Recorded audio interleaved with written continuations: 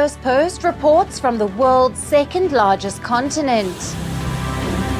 Hello, I'm Alison Lagrange. A very warm welcome from Durban, South Africa. We get you the news and the newsmakers from Africa. From elections to climate change to innovations and opportunities. As the world's attention shifts, we report from Africa, the heart of the global south. Join me every weekday live on Firstpost.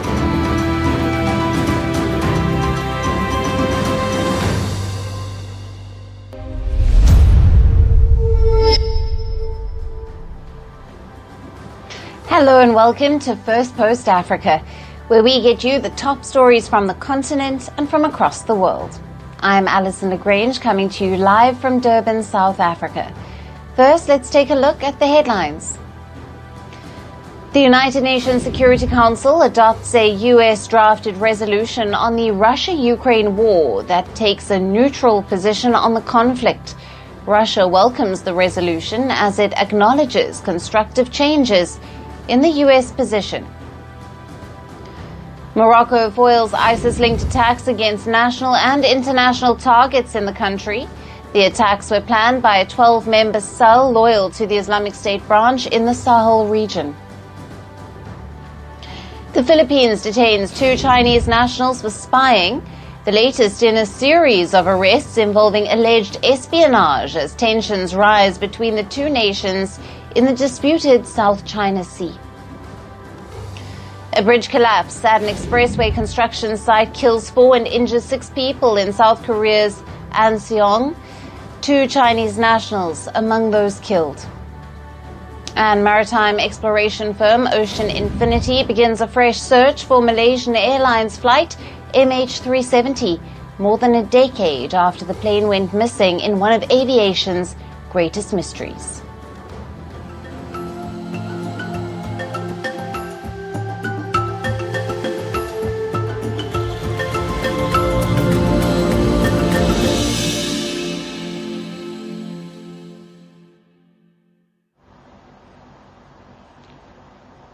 Hello and welcome. We begin with the latest updates from the Democratic Republic of Congo, where amid the advances and chaos in the mineral-rich eastern provinces, the Rwanda-backed rebels have once again expressed a desire to peacefully resolve the crisis. The rebel alliance, called the Alliance Flueve Congo, or the AFC, which also includes the M23, has announced its readiness to engage in direct talks with Kinshasa to immediately end the fighting in the DRC's east. In a statement shared on social media, the AFC reaffirmed its commitment to a negotiated solution to the crisis and to upholding the unilateral ceasefire it declared on the 4th of February. The alliance noted this move would help facilitate the implementation of resolutions reached at the joint EAC and SADC summit in Tanzania, as well as a recently concluded African Union conference. It called on Kinshasa to fully implement the resolutions reached at these summits. Now the reiteration comes as the M23 rebels have reportedly appeared to have paused their offensive after approaching the South Kivu town of Uvira, located near the border with Burundi.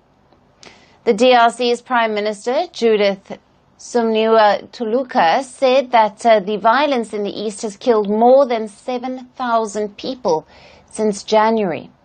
Now, speaking at the Human Rights Council in Geneva, she also warned that the crisis could spread to neighboring countries, causing wide-ranging regional impacts.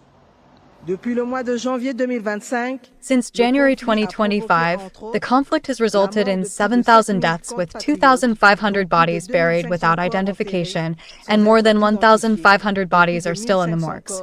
According to the UN, more than 450,000 people are without shelter, food, and water. We, the Democratic Republic of the Congo, have said it, if this question of the violation territorial integrity of the DRC by Rwanda and the armed groups isn't resolved, the situation could degenerate in all the neighboring countries.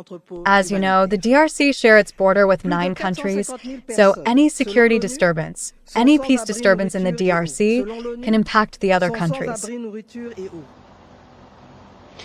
Meanwhile, in the midst of the escalating conflict, Burundi's President Evariste Ndayishimiye has also visited Kinshasa earlier this week to discuss the regional security threat with President Felix Tshisekedi. Now, Burundi is facing a refugee influx unseen in 25 years. The United Nations reports that over 42,000 people have fled to Burundi from Eastern DRC in the last 2 weeks. This is the very first time that Burundi is receiving this large number of people in a matter of few days, because the increase in numbers really started on the weekend of the 14th. And we have seen, particularly like last week, on Tuesday, we had more than 9,000 people who crossed in one day. So this kind of large influx is really the first time in many years for Burundi. The last one was in the early 2000s. Furthermore, pressure is also growing on Rwanda over its alleged support of the M23 rebels. The UK has said it would pause certain bilateral aid to Rwanda and impose other diplomatic sanctions on Kigali. This comes after the US sanctioned a close ally of the Rwandan President Paul Kagame last week. The European Union also said it would review its raw materials deal with Rwanda, following a request from DRC President Tshisekedi to purchase minerals directly from Kinshasa instead of Kigali. Moreover, in a related move, the DRC, the world's largest cobalt producer, has also halted cobalt exports for at least 4 months due to a production glut. Now, so as the crisis continues to unfold and tensions escalate, both military and diplomatic efforts remain in a state of flux. With rebels willing to engage in talks, the question remains, will Kinshasa come to the negotiating table? Now, to discuss this further, we have with us Luke Anami, an international affairs expert who is joining us live from Nairobi in Kenya. Welcome to Firstpost. Thank you so much, Alison. You can hear me? Loud and clear. I'll jump straight into the questions. How significant is the rebel alliance's offer to engage in talks? And what conditions might they be expecting from the Congolese government? Yeah, one, it's very significant for the M23 to enter into negotiations with the DRC government. One of the reasons why this is very important, very significant, is because you recall that every time the DRC has raised concern over the M23 rebels, they always blame Rwanda. They blame President Paul Kagame.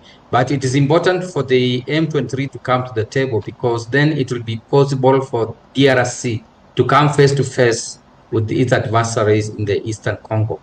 One of the reasons why it's very important is because then they can be able to raise the most important issues that are leading to the fighting in the region.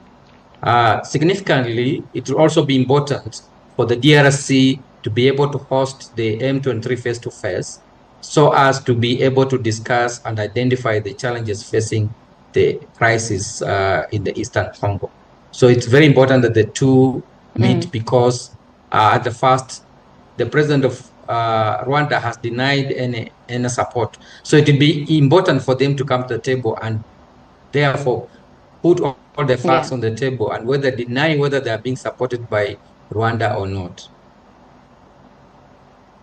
Right.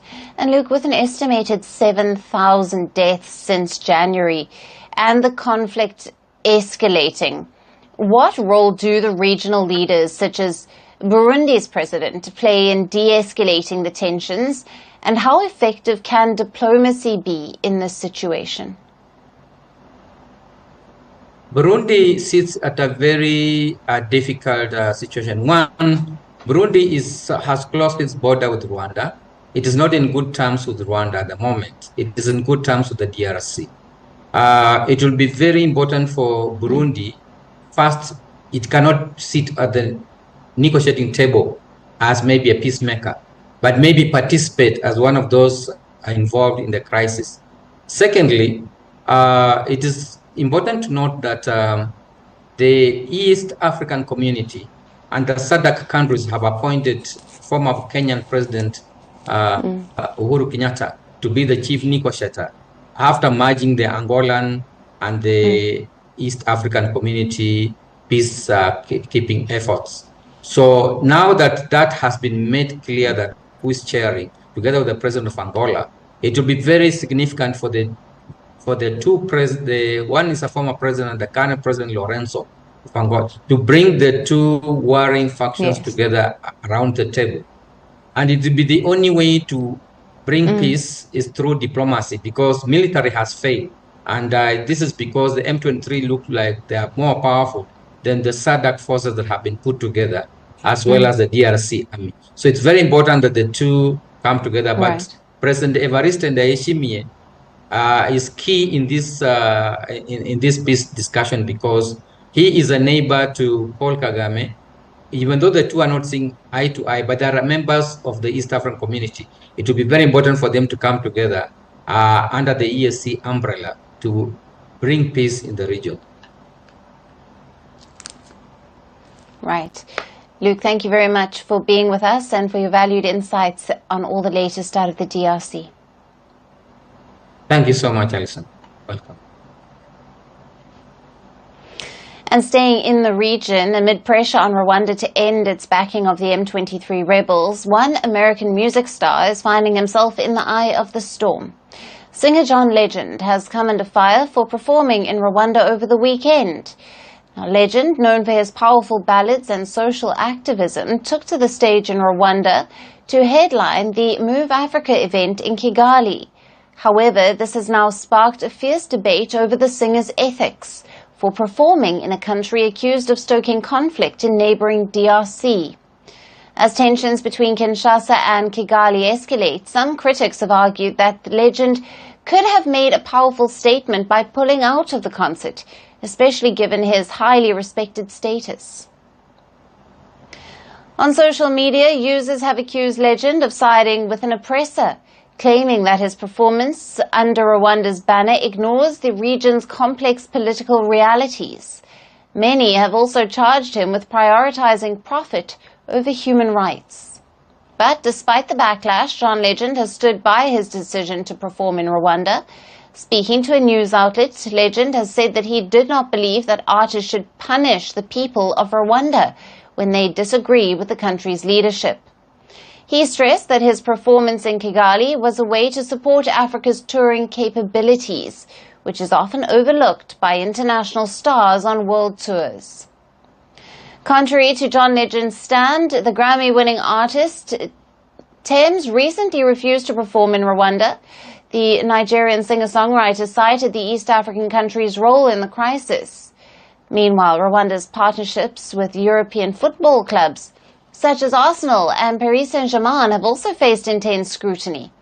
In such a volatile scenario, critics say it would have been better for Legend to not perform in Kigali.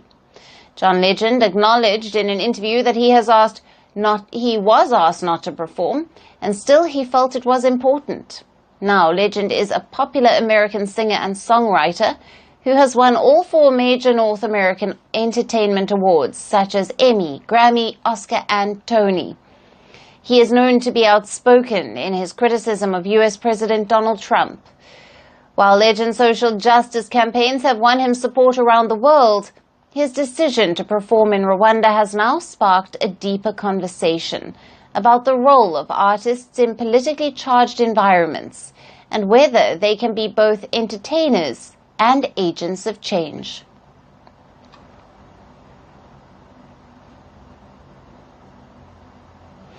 From the conflict in the DRC, we move to the civil war in Sudan. At the center of the deepening power struggle in Sudan is now Kenya, which has been accused by the Sudan army of supporting the paramilitary RSF, its rival in the nearly 2-year-long civil war. Sudan's army-backed government has vowed to take escalatory actions against Kenya for hosting activities by the paramilitary Rapid Support Forces, or the RSF. Last week, the Kenyan capital, Nairobi, hosted a gathering of RSF and its allies, where they signed a charter for the formation of a parallel government in Sudan. Sudan has called it a hostile act and blatant interference in its internal affairs. It has now threatened several retaliatory actions against Kenya.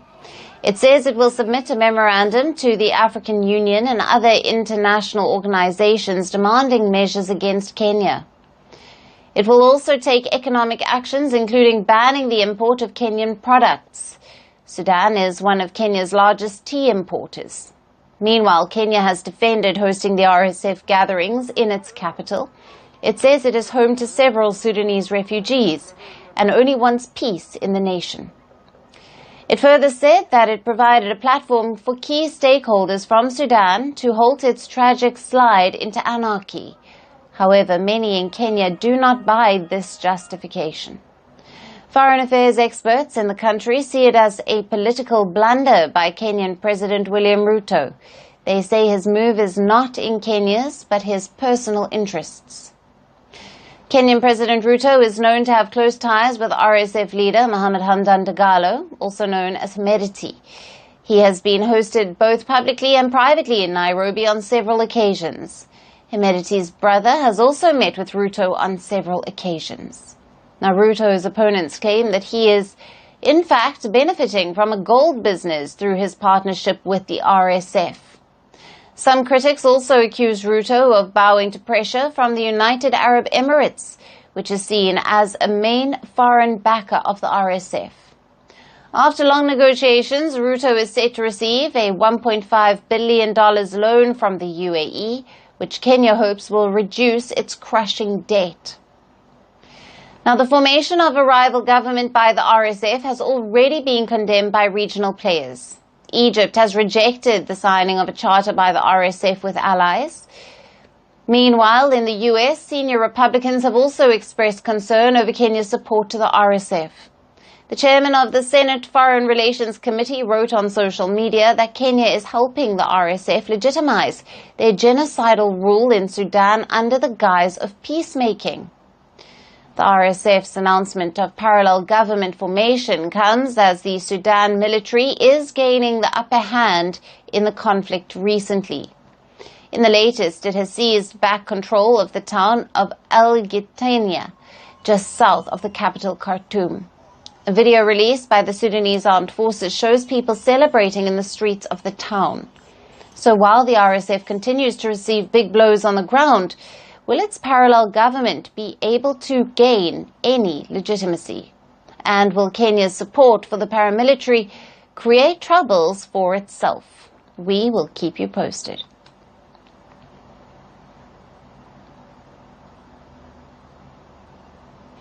And while conflicts are worsening in other parts of Africa, Senegal is witnessing an end of 40-year-long conflict as it signs a historic peace deal with separatists.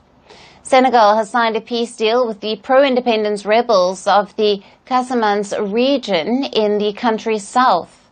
The deal was signed by the Senegalese Prime Minister, Ousmane Sonko, and the leaders of the Movement of the Democratic Forces of the Casamance, or the MFDC. The agreement was signed in neighboring Guinea-Bissau, which has mediated the peace talks. The deal ends one of Africa's longest-running conflicts in Senegal's Casamance region. Now, the region is separated from the rest of Senegalese territory by the Gambia on its northern border. Some 1.5 million people live in the region. Conflict here began in 1982, when the separatist movement grew out of frustrations over marginalization and exploitation by the central government. Thousands have died, while over 60,000 have been displaced in the conflict. It has also affected Senegal's economy.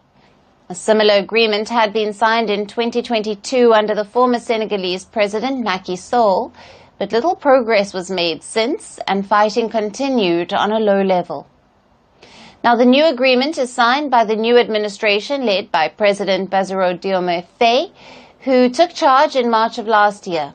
Under the new deal, the government aims to bring definitive peace to a region. Now, the new Senegalese government plans to focus on rebuilding Casamance's economy, and the area is a hub for rice and maize cultivation, and its beaches could attract tourism. However, it has remained comparatively poorer. The new government wants to focus on infrastructure, support local farmers, and boost tourism. The government has also promised to support displaced families and to maintain peace programs to build trust and unity in the affected communities. Analysts view this peace agreement as a turning point for Senegal. If successful, it can open doors to development and progress in the region. The peace deal can also strengthen Guinea-Bissau's role as a mediator, and most importantly, it can serve as an example for stability in troubled West Africa. And that's it on the show for today. We will see you again tomorrow at the same time. Thank you for watching, and goodbye.